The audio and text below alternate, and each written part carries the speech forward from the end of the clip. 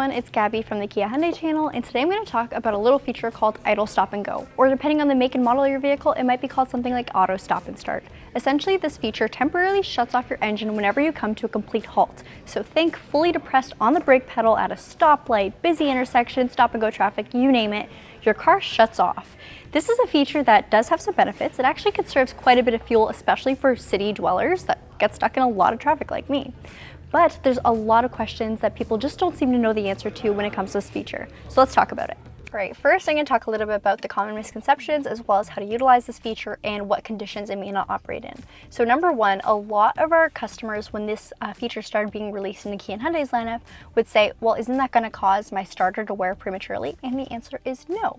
So every manufacturer that involves idle stop and go, auto stop and start, whatever you want to call it in their vehicles, has built their starters to be more robust, meaning they will handle this constant stop and go. So the engine, or not the engine, the starter itself is meant to do this feature. It is built for this. It's also going to feature longer life and dual layer brushes in that starter as well too that help prolong the lifespan of this mechanism. So don't worry about that. Another thing is, if you want to shut it off, you certainly can. Now there is a little limitation. So this is your button to turn the system off. You can see it's the A and off. It'll illuminate when the system is shut off. However, every time I go to turn on my vehicle for the first time, so think in the morning when you're getting in or coming back home from work, it's going to default to being back on. So you have to remind yourself to always shut this off if you're not a fan of it. Some of our customers may not be a fan of it just because they might find it a little bit scary. It's something that they're not used to. A lot of people don't like when their car shuts off when they come to a stop. However, I will say, especially on smaller vehicles like the Sportage, it's not a huge truck, it doesn't have a huge V8 big block engine, it doesn't jitter that much, and unless your windows are down and you have no music playing, you probably won't even know that your engine shut off until you see that icon on the dash. So I'm very happy to say that.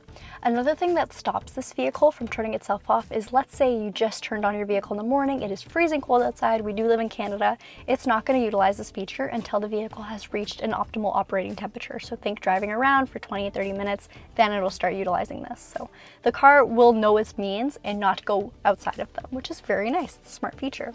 Another thing that'll stop it is, let's say it's a super hot day, you have the AC cranked, the car will keep itself on to keep you and your cabin customers